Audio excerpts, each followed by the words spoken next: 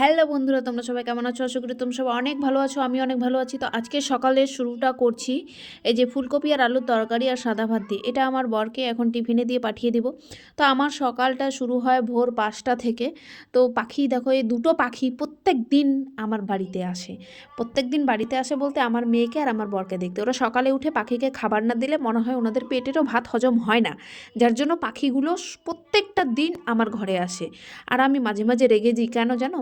কেন রেগে যায়? এই যে আমার খাবারে মুখ দেয় সেই জন্য।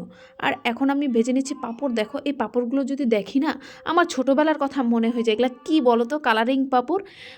মাথার মধ্যে আগে এই ধরনের ক্লিপ পাওয়া যেত, এখন খুব কম দেখা যায়। এই ক্লিপগুলোর কথা মনে পড়ে যায়। আর এই পাঁপড়গুলো বানাচ্ছি বেশি করে আমার ছেলের জন্য। বাজারে গিয়েছিলাম ছেলেকে নিয়ে, ছেলের এই পাঁপড়গুলো খুব পছন্দ হয়েছে, কালারিং পাঁপড় তো, তার জন্য। আর এই পাঁপড়গুলো ABCD দেখো সব আছে, এগুলো খাবে। বাবা ছেলে দুজনকেই দিব, তার বাবাকেও টিফিনে দিয়ে দিব। কারণ তার বন্ধুরা বলে যে না, টিফিনের মধ্যে যদি পাঁপড় দেওয়া হয় তারা বলে খুব ভালো খায়। আর এইদিকে আলু ভেজে নিচ্ছি। আলু ভাজাটাও আমার ছেলের জন্য, কারণ সে আলু ভাজার ডাল, এই মাছ মাংস একদমই আমার ছেলে খেতে চায় না। মেয়ে মোটামুটি খায়।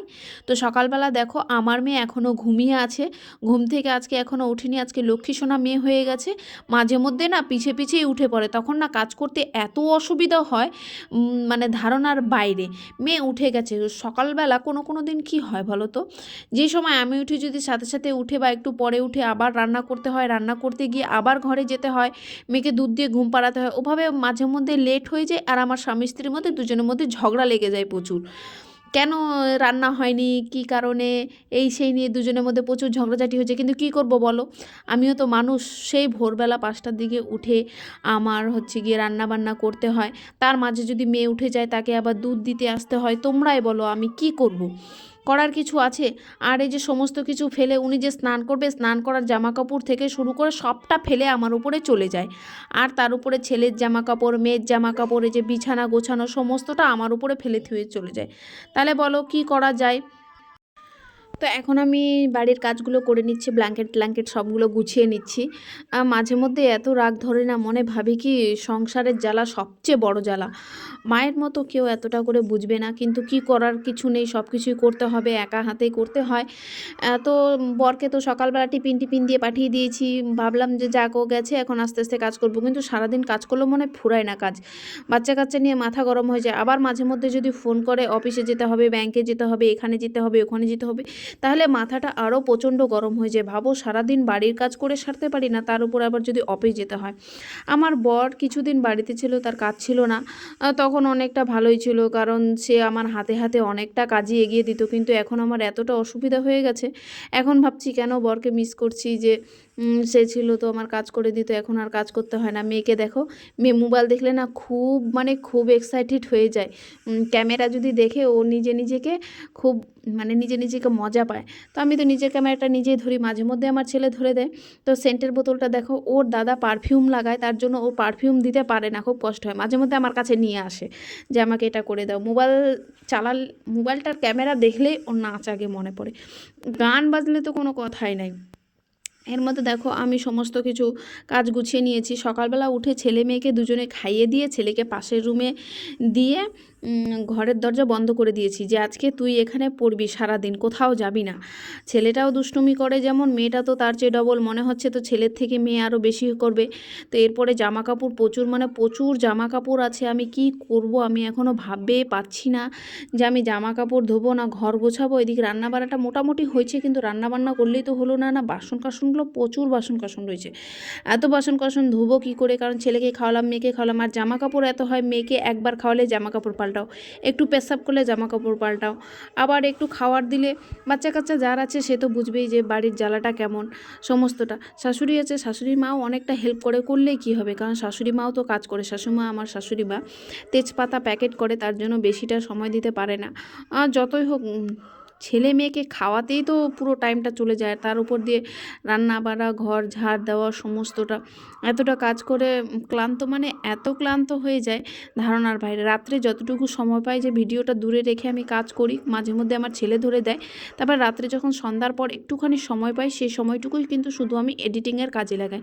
কেন কি, আমার বর কিন্তু ভিডিও করা পছন্দ করে না, তবুও আমি বানাই। আমি একদিন মানে আমি বলেছি যে আমি সাকসেস হব, তারপরে তোমাকে কিছু বলবো। যাই হোক, অত কিছু বলার নাই। তো এখন ঘরটাও একটুখানি পরিষ্কার করে নিই। পরিষ্কার করার পরে আমাকে জামা কাপড় ধুতে হবে, অনেকগুলো জামা কাপড় আছে। তো মেয়েকে কি করব, কি করে রাখবো? যাওয়ার সময় একটু জল হলে পড়ে যায়, পা পিছলে এদিক পড়ে যেদিক পড়ে যায়। এই জন্য আমি মেয়ের দেখো পা বেঁধে দিয়েছি, পা রশির সাথে বেঁধে দিয়েছি, কতগুলো খেলনা দিছি, এখানে খেলতে থাক, আমি জামা কাপড় কটা ধুয়ে নিয়ে আসি। কিন্তু মেয়ে না প্রচুর মানে প্রচুর চিল্লায়। প্রথম প্রথম পা বেঁধেছি, তো আগে কিন্তু কোনো দিন পা বাঁধেনি। আর এবার পা ব্যথা দেখে নিজে নিজেকে কেমন জানি লাগে, নিজে নিজে রশিটা টানে আর বলে মা খুলে দাও। ওভাবে বলতে পারে না, মানে নিজের ওর ভাষাতে বলে যে মা খুলে দাও। এইদিকে কলম দিয়ে দিচ্ছি, হোয়াইটনার দিয়ে দেখো কত ডিব্বা টিব্বা আছে। পুতুল দিয়ে কিন্তু একদমই খেলে না। ওর পুতুলগুলো কী করেছি জানো, সবগুলো বস্তার ভিতর ঢুকিয়ে রান্নার যে জায়গাটা আছে সেই জায়গা আমি রেখে দিয়ে এসেছি। একদম বলতে একদমই পা বাঁধা অবস্থায়। এখন মেয়েকে একটু খাইয়ে দিব আবার একটু, কারণ বাচ্চা মানুষ তো একটু পরপর ওদের খিদা লাগে। অল্প খাওয়ালে তো হয় না, অল্প একটু খায়। আর আমার মেয়েকে একটা অভ্যাস কি ভালো শিখিয়েছি, তাকে নিজের হাতে খেতে দিয়েছি। কারণ আমি সবসময় বাড়ি থাকি না, নিজের হাতে খাওয়াতে দিলে কি হয়, ও নিজের খাবার আন্দাজটা বুঝবে। আর আমার হাতে এখন ছোট থেকে মানে দিতে দিতে এমন অভ্যাসে আমার হাতে খেতে চায় না। দেখো আমার হাত দিয়ে কিন্তু খাবারই নেবে না, ও নিজের হাতে নিজেই খাবার খাবে, নিজে নিজেই খাচ্ছে যতটুকু। দেখো ওটাই কিন্তু সবচেয়ে ভালো, বলো, যে নিজের হাতে খাবার খাবে। আর তারপরে আমি চলে যাব, খাওয়া ভালো।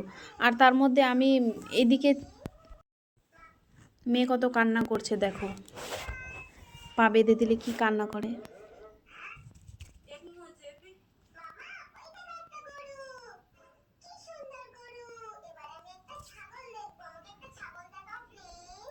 মেয়ের কান্না দেখে না সত্যি আমার খুব মানে খুবই কষ্ট হয়। দেখছো কতটা কান্না করে পা বেঁধে দিলে।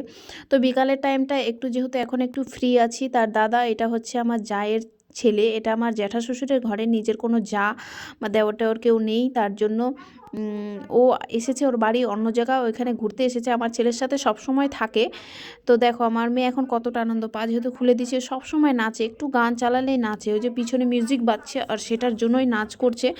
এখন বিকালবেলা প্রচুর খুশি, কারণ ওর আমি পা খুলে দিয়েছি, পা খুলে দিলেও প্রচুর খুশি হয়। আর নাচতে তো আমার মেয়ে একদমই ভালোবাসে, বলতে খুবই ভালোবাসে। তো আমি যতটুকু কাজ করার করে নিয়েছি, এরপর আমাকে খেতে হবে। সারাদিন পরে এই যে খাবার নিয়ে বসে পড়েছি দেখো। তো আমার থালাটা সাজিয়ে নিয়েছি, ভাত নিয়েছি এখানে, এটা হচ্ছে বেগুন আলুর তরকারি, আলু ভাজা, আর এটা শোল মাছের ঝোল। কালকে আমার শ্বশুর জিন্দা শোল মাছ নিয়ে এসেছিলো, এটা আমার শাশুড়ি রান্না করেছে। তো সেটা আমার শাশুড়ি রান্না করছে, খাবো। আর পাশে নিয়েছি ডিম ভাজা, ডিম ভাজাটা আগেই করেছি। তারপরে মাছের ঝোলের তরকারি দিয়ে গেল আমার শাশুড়ি, বললো খেয়ে নাও। আর এদিকে খেতে বসেছি। যতই যা করি কাজের পরে তো একটু তো খাবার তো খেতেই হবে না না।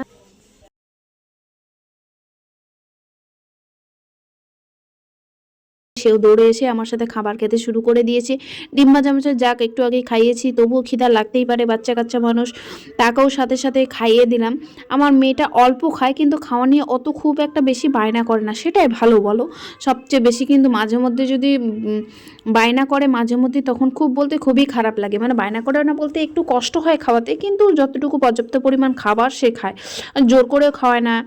জোর করে খাওয়ানো তো ঠিক না। না এখন বিকাল হয়ে গিয়েছে, যত জামা কাপড় ধুয়ে দিছিলাম, যেগুলো শুকিয়ে গেছে সেগুলো ভাঁজ করতে শুরু করে দিয়েছি, আর যেগুলো ভিজে আছে ওগুলো পাশের রুমে মেলে দিয়েছি, আমার ছেলের রুমে।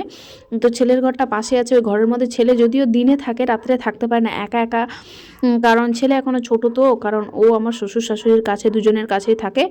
আর ঘরে আমি, আমার মেয়ে, আর হচ্ছে আমার হাজব্যান্ড। তা আমার ভিডিওটা আজ এই পর্যন্ত।